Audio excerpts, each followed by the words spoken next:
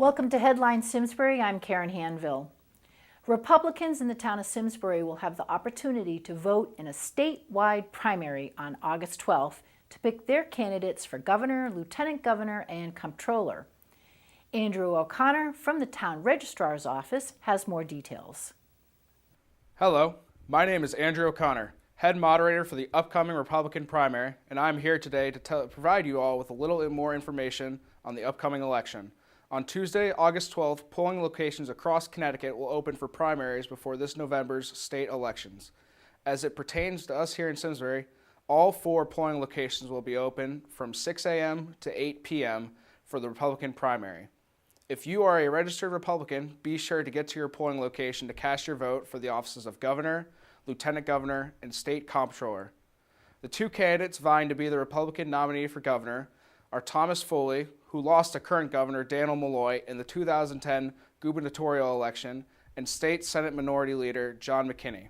For lieutenant governor, your choices are Penny Bacchiacchi, representative from the state's 52nd district, former mayor of Groton Heather Sommers, and former United States Comptroller General David M. Walker. Finally, for the office of state comptroller, who serves to provide accounting and financial services, your candidates are Sharon J. McLaughlin and Angel Cadena.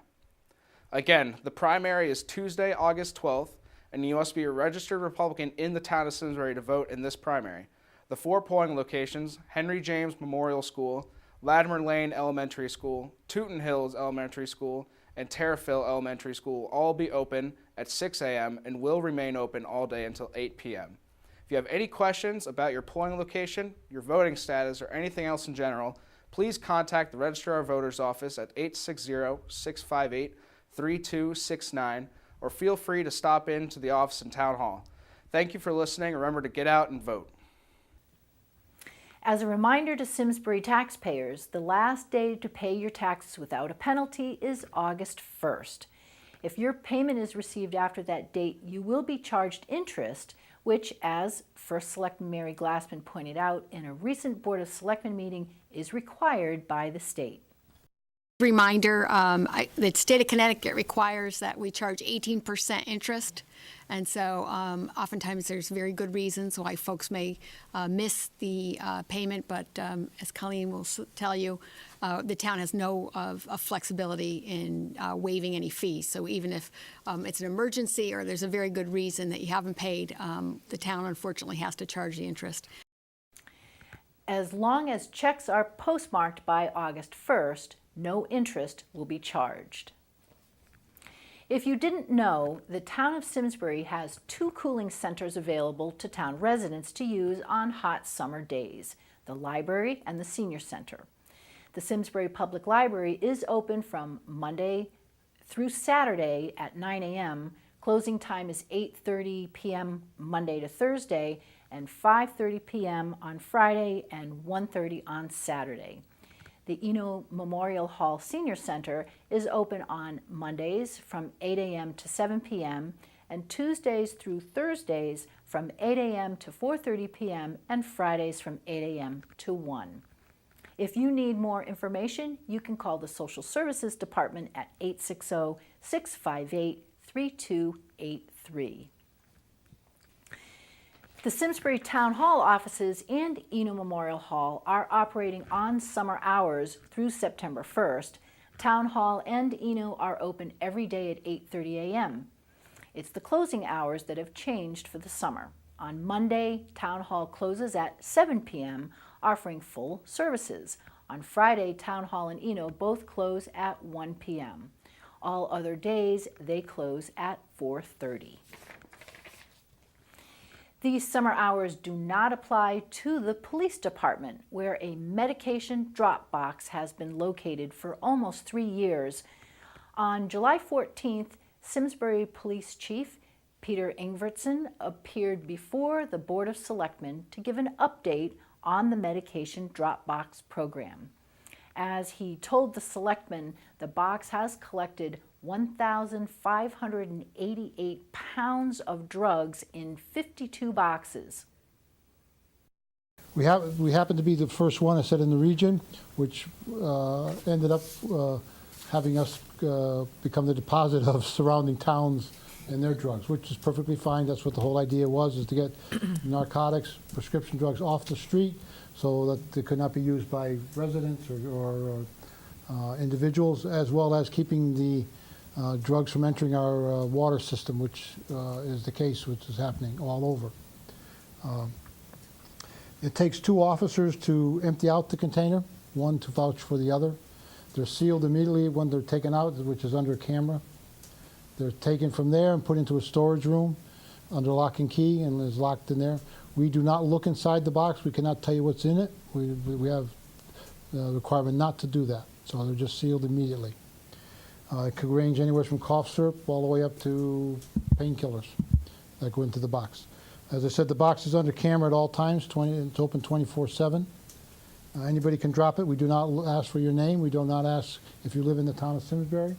You just drop it in, and we say thank you, and that's it. Chief, do they have to be in the medicine bottles, or can they be just loose pills that They you should can be drop in left in the containers. with the names on them? You could take the name off them or black it out. Okay. Or you take them and put them into a plastic bag. Okay. Chief Ingvartson also told the selectmen that there were 2 recent medical calls involving heroin overdoses in town. He told them that the department is working to enable police officers to carry Narcan, a drug which is used to counter the effects of heroin overdose in their cruisers. I have to say that both came out of it, so that's a positive piece of it. We are looking at putting the Narcan in our cruisers. We do have the authorization from the Department of Public Health to do so. Once we type up a policy and get that into place and we get our officers trained in it, and we will be applying to our sponsor, our hospital sponsor, which is St. Francis, for their authorization to, in fact, have the officers use it. There are some difficulties in it, in that the canisters cannot be kept in the vehicle on a hot day or a freezing cold day. So we have to figure out how we're going to keep the right temperature for the narcotic. The training is being done for us by the Simsbury Volunteer Ambulance Association. They have a certified instructor, and we had the first one last week on Thursday. That was the first training session that we've had. It takes about an hour to be instructed on how to do it. We do think it's well worthwhile. Our ambulance does carry it. They have previous authorization compared to the police department, which just came about at the end of June. The police officers can carry it and use it. The Simsbury Police Department has also issued a reminder to all residents to remember, before you lock and leave your cars, check them for children and pets, even if you are sure you know better. As you have heard recently in the news, even the best of parents or caregivers can unknowingly leave a sleeping baby or a pet in a car, and the end result can be injury or even death. Another issue to be aware of, apparently chimney repair and cleaning scams are on the rise. Since most people know nothing about chimneys, it's an easy way for scammers to cheat unsuspecting homeowners. The way it works is that someone identifying themselves as an employee of the fire department calls and offers a chimney inspection to make sure there are no leaks and that the chimney is safe. They may also offer a low price for the inspection, and then they will tell you that you need repairs before you can use the chimney again. The Simsbury Fire Department does not conduct chimney inspections, nor do they make cold calls to residents regarding chimney or carbon monoxide dangers. If you get such a call, call the police department to report it. On a lighter note, voting in the state contest to name the fan favorite town in Connecticut ended on July 25th. The last time votes were announced, Simsbury was in 7th place. First Selectman Mary Glassman and Tourism Committee co-chair Dominique Avery were invited to appear on Channel 3's Better Connecticut with Scott Haney and the state tourism director, Randy Fivesh, to talk about the contest and why people should vote for Simsbury. Hi, right, we're here with Randy 5S in the Connecticut Office of Tourism alongside Dominique Avery, who was a reporter for Channel 3 for 5 years. When was that, Dominique? I started in 1974-5. Isn't that and amazing? Finished in A 1980. hard news reporter. Hard news reporter. Isn't that incredible? And of course, Mary Glassman from the town of Simsbury. We're so excited to have you. Good to see you. All right, now the big push for the best push, town. Tell us right. a little bit about this competition that's going Well, on. it's our second fan favorite Connecticut, still revolutionary fan favorite town, and it's our second one. It's the opportunity for fans all over the state and outside the state, really, can vote for their favorite Connecticut town. Okay. And they can do that by going on the CT Visit Facebook site, and they can vote for their favorite Connecticut town and their favorite Connecticut destination within that town. And at the same time, it's a twofold. They can also, every time they vote, they can enter a contest to win a trip to Connecticut. We're taking a look at the leaderboard right there. Let's just put that back up there. Who's number one right now? Well, right now, Putnam. is number one, and Niantic is number two. Westport, Mystic, New London, Torrington, Clinton, and Simsbury comes in. Simsbury. Next. Simsbury's number 8. Simsbury number right 8. now. All right, ladies. So we need people to vote. How do we- Number 8 with a bullet. How do we do that? With a bullet. Why should Simsbury be the town of choice Well, for the? we just think this is a great program. Randy does a great job promoting Connecticut. We think Simsbury is the perfect town to be revolutionary. Since we were founded in 1670, we've had been a hub of innovation. We have the Phillips screwdriver was invented by a Simsbury person. The coin telephone, the copper penny was made in Simsbury. Martin Luther King That's the was most. I just think that is so cool. wonderful. Spent summers there, and actually the inspiration for a lot of his sermons came when he spent time in Simsbury. The Gifford Pinchot, the founder of the U.S. Forest Service, was from Simsbury, born in Simsbury, and the transportation system, the entire transportation system was invented by Eno family. Dominique? Why should they come to Simsbury? Because we have amazing things. In addition to all these innovators that we've had, we have just amazing things in town. We have the old Drake Hill Flower Bridge. We've taken a historic bridge and made it something I love modern that and bridge. new. Absolutely gorgeous. We have the Talcott Mountain Music Festival. We have these miles and miles of bike trails. We just won an award as the #1 bike-friendly place in Connecticut. We have hiking. 30% of the town is open space. We have fresh farms. I can't even think of all the other things that we have. That's good. Kayaking, canoeing. Come on If- down. If you're a town, do all the towns know about this, Randy? Are they all Absolutely. participating? It is any town in Connecticut, 169 towns, and several of the boroughs and villages in Connecticut can be a part of this, and everybody can. Many of the towns, including Simsbury, have done videos, they've done their own Facebook sites, everything to get and really involved in this program, and it's been absolutely amazing. And the biggest thing we want to do is to continue to build state pride and build pride in the communities around Connecticut, and it's done a great job to be able to do that. So everybody knows that. I think we're looking at Niantic. They did their music video. They were the first one last year. They were the first fan favorite town last year, Niantic, and the inn at Harbor Park, Harbor Hill, was the destination within Niantic last year. So, Well, we want to wish all the towns out there the best of luck.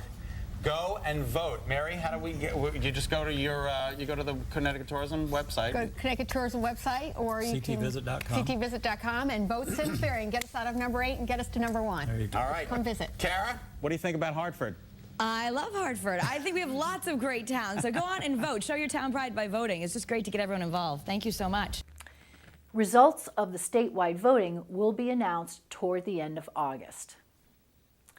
Simsbury also came to Channel 3's attention when they heard that there had been some vandalism at our major tourist attraction, the old Drake Hill Bridge of Flowers. Only on 3, it is a picturesque bridge, perfect for a beautiful summer stroll, but what's happening there is just plain ugly. Someone is stealing flowers and then covering up the holes with dirt, hoping no one will notice. To make matters worse, some of these flower baskets hang in memory of loved ones.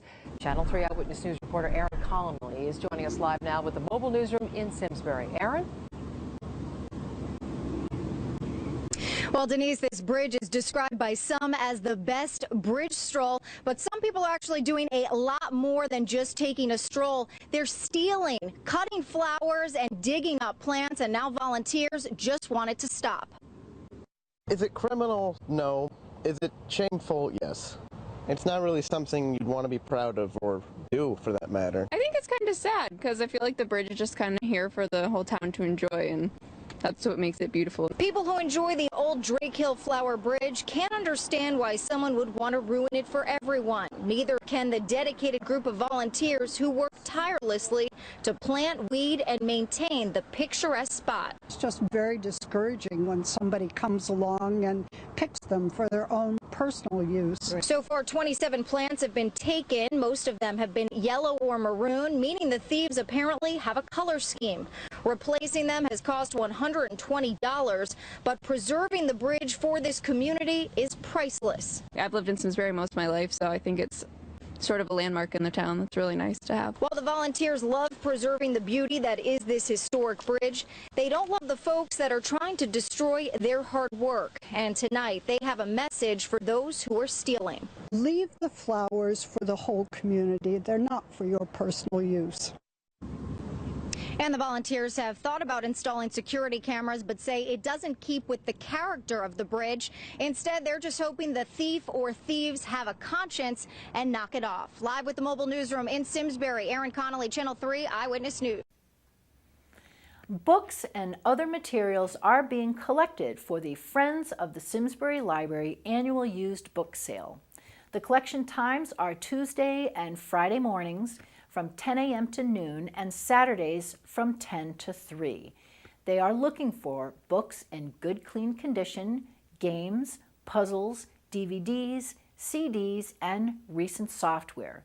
They will not accept records, textbooks, VHS tapes, encyclopedias, or magazines, or anything that's been stored in damp areas. The collection is being held at the lower level of the library until August 29th.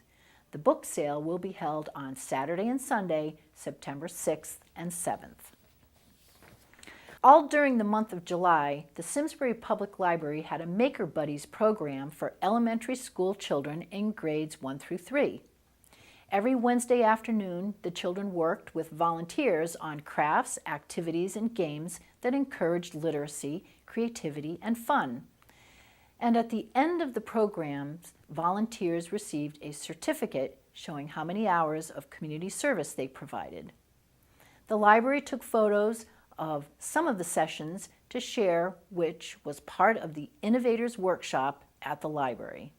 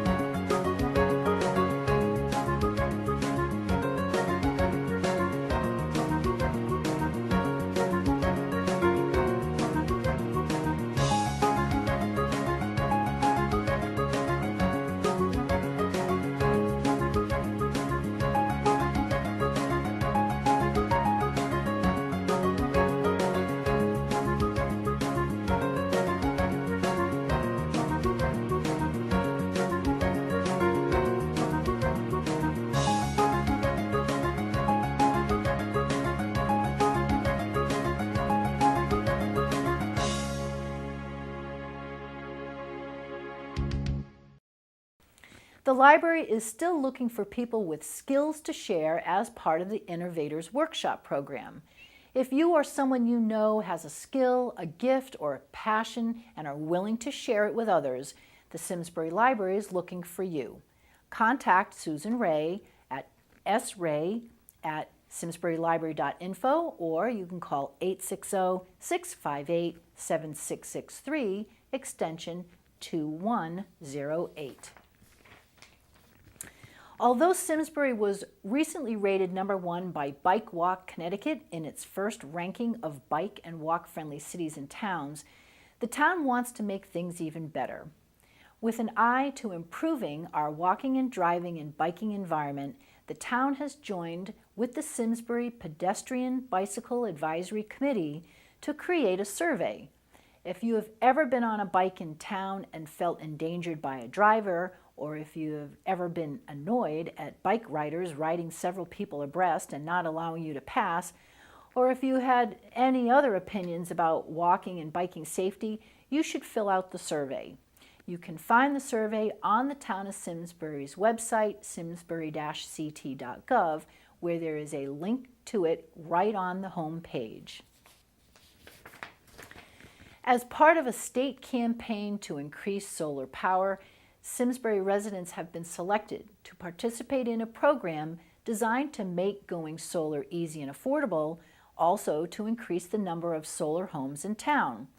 The program reduces the cost to homeowners significantly through a combination of state rebates, a substantial federal tax credit, and long-term financing. SCTV cameras were there at a recent solar financing workshop at Eno Hall, where Brad Mead explained why he decided to purchase solar for his home. People buy systems for a lot of different reasons. They buy it because they want to reduce their carbon footprint, because they want to help the environment. That is not any of the reasons that I did it. I did it just for pure economics. I love to help the environment. I like all that stuff, but I've been involved with the solar energy business for 40 years. And I've represented the U.S. interests overseas in solar and wind. I can do the equations upside down and backwards, but up until a year and a half ago, I never invested in solar.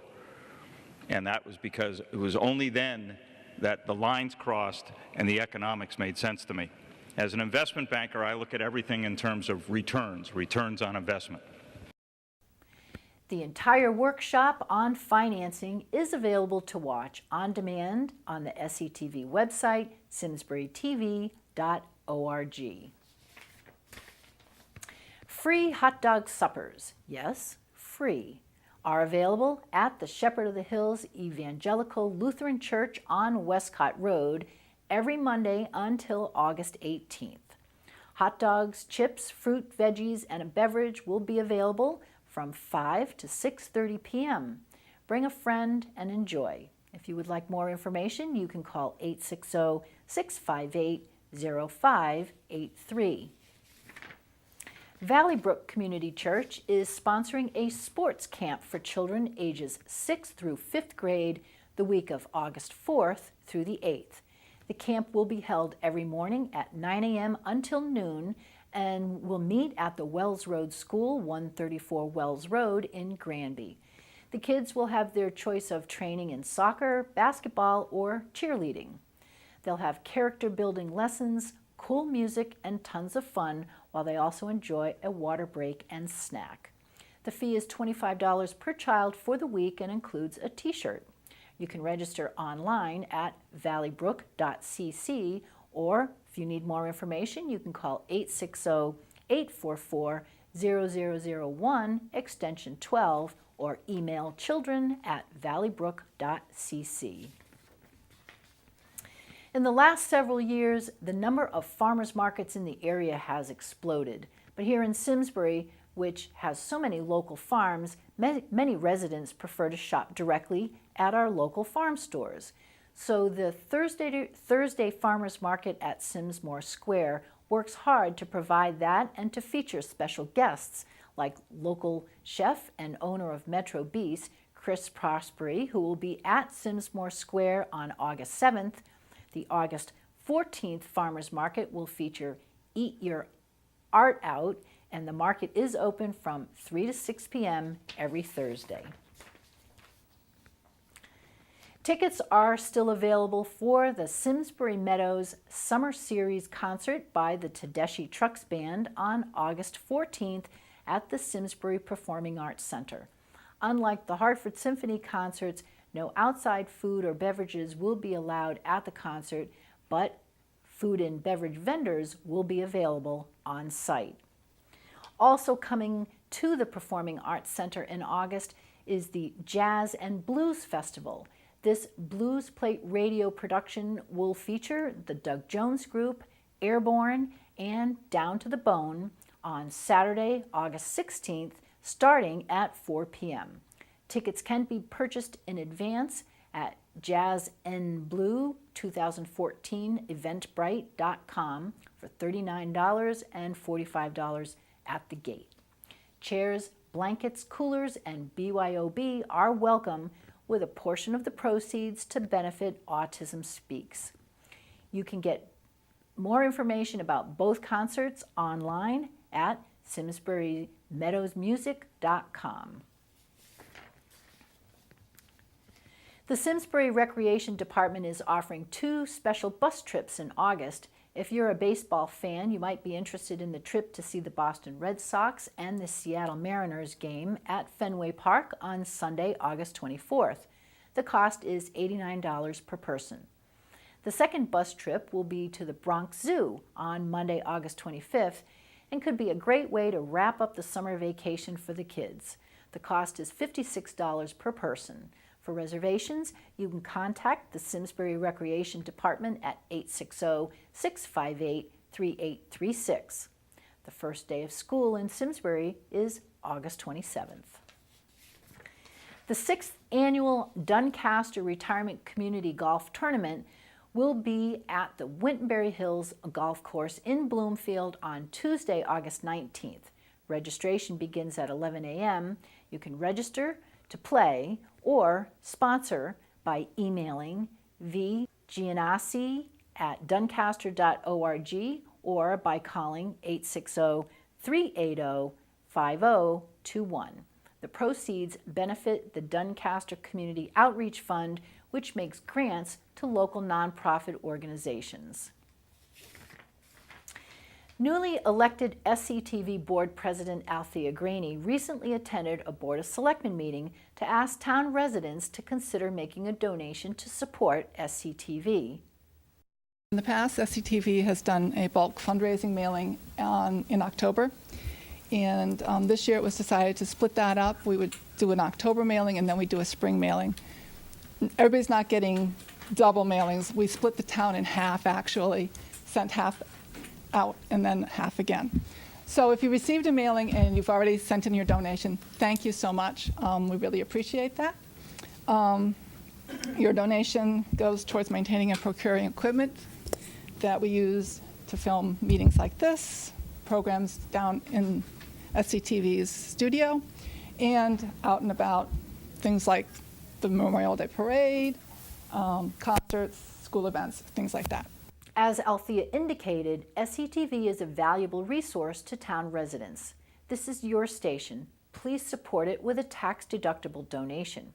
You can donate online at simsburytv.org. And we are also always looking for volunteers who have ideas for shows or who want to operate studio cameras or our robotic cameras in Town Hall. Contact us to arrange a time to come down to meet with us in the lower level of Eno Memorial Hall. You can email us at simtv@yahoo.com or call us at 658-1720. If you have any questions or comments about anything you see on SCTV, please give us a call. That's it for this week. Thank you for joining us. I'm Karen Handville, and we are SCTV, your town, your schools, your government.